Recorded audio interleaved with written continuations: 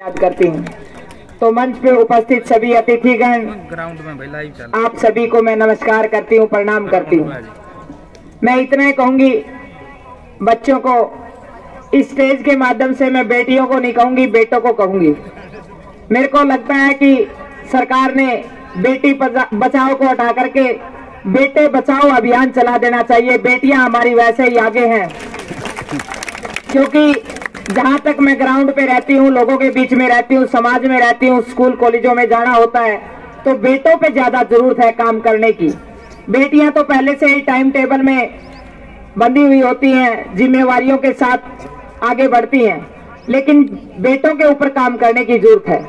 अगर बेटों का टाइम टेबल बना दिया जाए तो मेरा ये मानना है कि आज जो पूरे हरियाणा प्रदेश के अंदर मैं जो नशे की हालात देख रही हूँ, आज युवा गलत संगत की वजह से, गलत रास्ते की वजह से आज ड्रग्स में पता नहीं कैसे कैसे इंजेक्शन लगा करके, कैसे चिट्टा खा करके, मेरे को तो नशों के नाम भी याद नहीं है, ऐसी हालात में आज हर दिन हर गांव में देखती हूं मैं कि सप्ताह में पूरे डिस्ट्रिक्ट में कहीं न कहीं किसी गांव में नशे के कारण एक डेथ हो जाती है। ये कारण जहां तक मैं जानना चाहा मुझे कि अगर लड़कों की टाइम टेबल बन जाए, परिवार पूछे कि बेटा पूरा दिन कहाँ बिताया, कहाँ लगाया, आज की आपकी कार्य प्रणाली क्या रही है, आप किन बच्चों के साथ आपने टाइम बिताया, आपका सर्कल क्या है, आपका माहौल क्या है, आप स्कूल में जाते, कॉलेज में जाते हो या ना हो, प्रधानाचार्य से आकर के पूछे, तो मेरा ये मानना है कि हम आने वाली युवा पीढ़ी को बचा पाएंगे। आप सभी खेल के मैदान में बैठे हैं, मैं खिलाड़ी रही हूँ। खेल जीवन में बहुत कुछ सिखाता है और मेरा ये मानना है कि कोई भी इंसान किसी भी फील्ड में काम करे, 1 घंटा उसने जरूर जीवन में खेलना चाहिए। हर रोज अपने लिए 1 घंटा जरूर निकालना चाहिए ताकि अपने शरीर को वो स्वस्थ रख पाए। हम धोखे काया, अगर इंसान स्वस्थ होगा तभी वो स्वस्थ बातें कर पाएगा। इंसान का शरीर स्वस्थ होगा, दिमाग स्वस्थ होगा, तभी वो कुछ देश के लिए कर पाएगा। मैं सिर्फ बच्चों को ही नहीं कहूंगी, मैं हर व्यक्ति को कहूंगी, मेरे पूरे भारतवासियों को कहूंगी, चाहे वो किसान है, मजदूर है, चाहे वो कोई कर्मचारी है, अधिकारी है, चाहे वो स्टूडेंट है, हर व्यक्ति ने 1 घंटा अपने लिए जरूर लगाना चाहिए, अपने लिए व्यायाम करना चाहिए, खेल के मैदान पे जाना चाहिए। क्योंकि खेल हमारे अंदर बहुत अच्छी भावना भरता है, देश के प्रति भावना हमारे अंदर आती है, एक साथ रहने की भावना हमारे अंदर आती है, और अच्छी हेल्थ होगी, अच्छा दिमाग होगा तो मेरा ये मानना है कि अच्छे विचार आएंगे। तो खासकर मैं युवाओं को एक ही बात कहूंगी, ये टाइम आपके लिए बहुत खूबसूरत है, ये पल आपके लिए इतने खूबसूरत है कि अगर आपने इन पलों को बो लिया तो आप आने वाले समय में एक कामयाब इंसान होंगे। और मैं इतना कहूंगी, शिक्षा बहुत जरूरी है। अगर कोई इंसान किसी कारण से शिक्षा से वंचित रह गया है तो उस इंसान के अंदर संस्कार बहुत जरूरी है। अगर संस्कार किसी बच्चे में आ गए तो वो एक अच्छा इंसान बनेगा और हिंदुस्तान का नाम रोशन करेगा। मैं आज ग्राउंड लेवल पे मेरी पूरी टीम के साथ काम करती हूँ। मेरे जीवन के अंदर हजारों चुनौतियां रही हैं, बहुत सारी बाधाएं रही हैं। 12 साल की उम्र में पिता का इस दुनिया से जाना, समाज की बहुत सारी, कई बारी मेरी उपलब्धि बताते बताते लोग कहते कि एवरेस्ट को छुआ अनीता ने। यहाँ पर बहुत सारे गणमान्य लोग बैठे हैं, मैं कहती हूँ मेरे जीवन में उससे बड़ा एक बहुत बड़ा एवरेस्ट था जिसको मैंने छुआ। 12 साल की उम्र में अपनों को समझाना और उसको लेकर के आगे बढ़ना, वो बहुत बड़ा एवरेस्ट था। उससे बड़ा एवरेस्ट मुझे कुछ नहीं लगता है। समाज के साथ तालमेल मिला करके अपने आप को अच्छी सोच के साथ आगे बढ़ाना, उनको समझाना बिना फाइट किए हुए, वो मेरे लिए बहुत बड़ी चुनौती थी। लेकिन मैं, मेरी छोटी बहन भाई बैठे हैं, एक ही बात कहूंगी, जीवन में जितनी भी बाधाएं उन याद करें। जब आप उन बाधाओं, उन चुनौतियों, आप उनको स्वीकारेंगे और अपने आप को मजबूत करेंगे तो आपको बहुत कुछ सीखने का अवसर मिलेगा। मैं स्वागत करती हूँ मेरे, जिनके सानिध्य में कबड्डी खेली हूँ, डीपी सतीश सर यहाँ पर पहुंचे हैं। मैं उनकी स्टूडेंट रही हूँ, जाट कॉलेज में मैंने उनके सानिध्य में कबड्डी की टूर्नामेंट खेली है, तो मैं स्वागत करती हूँ सतीश सर का। तो मैं आप बच्चों को यही कहना चाहती हूँ कि जीवन में जितनी भी कठिनाइयां आती हैं उनका स्वागत कीजिए। मैं परमात्मा से सुबह उठती हूँ और धरती को नुचकारती हूँ, एक ही बात कहती हूँ, ए परमात्मा मुझे जीवन में बाधाएं देना, चुनौतियां देना, और मैं बड़े बड़े लक्ष्य बनाऊंगी, उन बाधाओं को पार करूंगी, और मुझे इतना संघर्ष करने की शक्ति देना ताकि मैं उन बाधाओं को पार कर पाऊं, ताकि मैं उनसे लड़ पाऊं। अगर हमारे जीवन के अंदर बाधाएं नहीं आती तो ये समझ लीजिए कि हम जीवन के सही रास्ते पे नहीं है। तो मैं जितने भी मेरे छोटे बहन भाई बैठे हैं, आप सभी को एक ही बात कहूंगी, आप सभी किसान मजदूर के बेटा बेटी हैं। हम बिल्कुल नॉर्मल घरों के बच्चे हैं। हमारे माँ बाप बड़े संघर्ष से, बड़ी मेहनत करके हमारे को यहाँ तक भेजते हैं। आप जो ये टाइम की वैल्यू है, समय सबसे बड़ा धन है।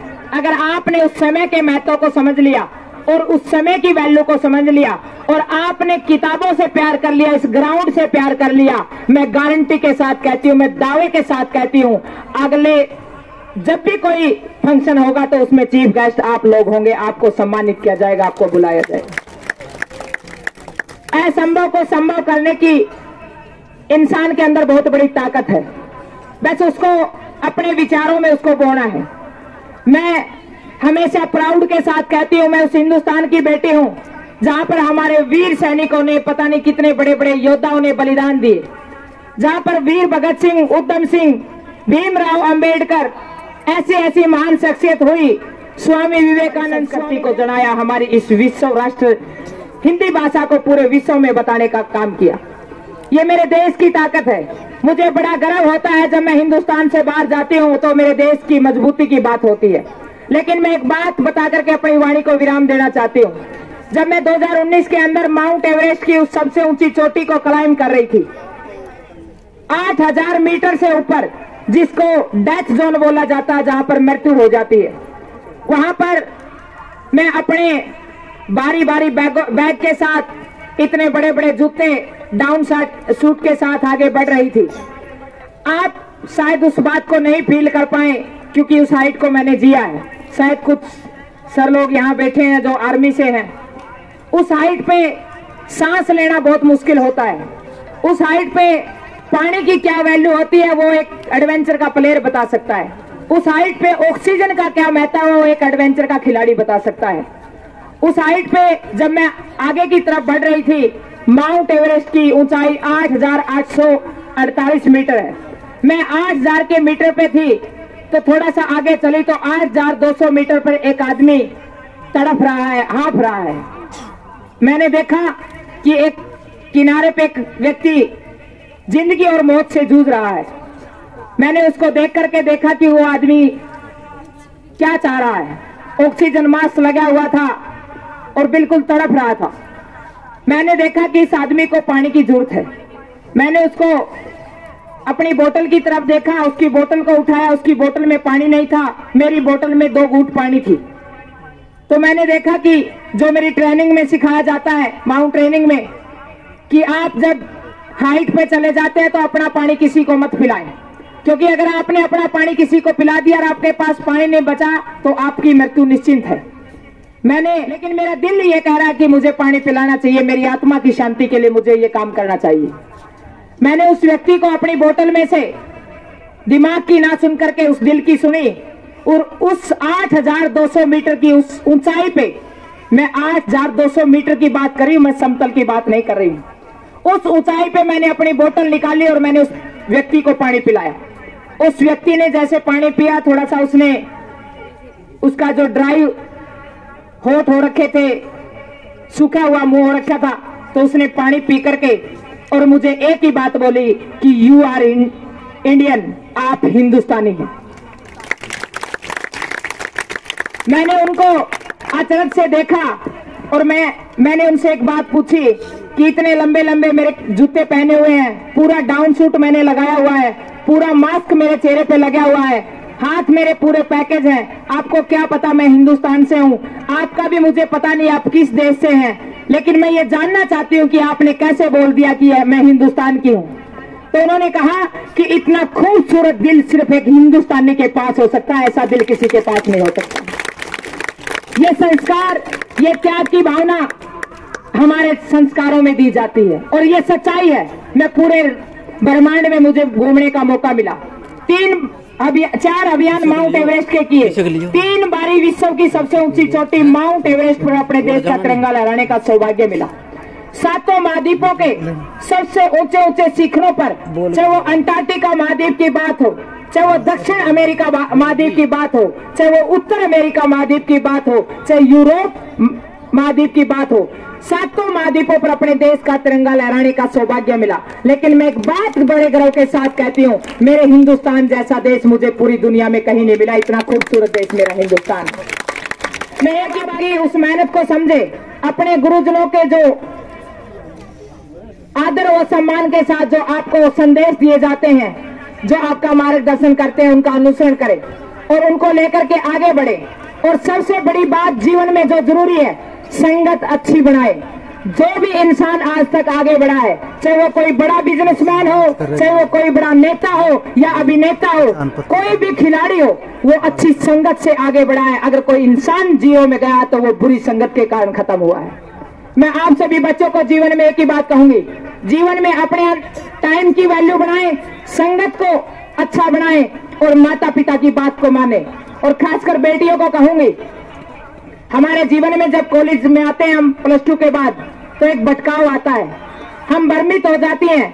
शहर में आते हुए बहुत सारे लोग हमारे को बरगलाने वाले आते हैं, लेकिन मैं इस अनुभव के साथ कहती हूँ, मेरी जिंदगी का अनुभव है, आपसे बड़ी हूँ, मैं एक बात कहती हूँ, माँ बाप और गुरुजनों से बड़ा कोई दोस्त नहीं हो सकता और कोई अच्छा माता पिता से बड़ा कोई मार्गदर्शक नहीं हो सकता।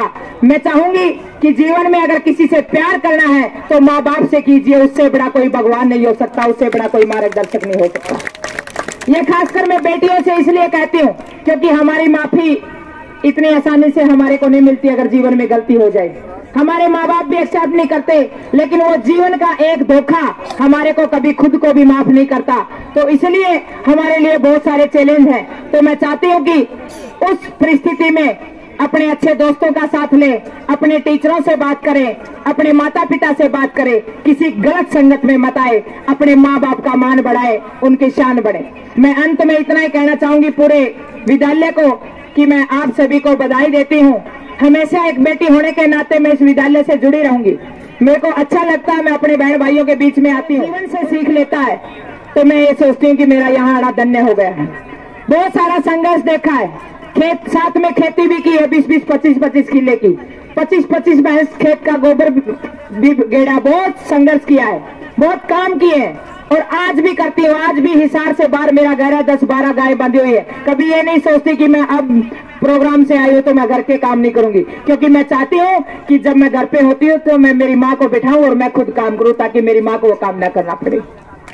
ये हमारा दायित्व है, ये हमारा फर्ज है, ताकि हम अपने माता पिता की हम मजबूती बने। और खासकर बेटों को मैं एक बात कहूंगी, बेटियों ने बहुत बड़े बड़े इतिहास रचे हैं, अंतरिक्ष तक गई है, मेडल लेके आई है, विश्व की सबसे ऊंची चोटी को छुआ है।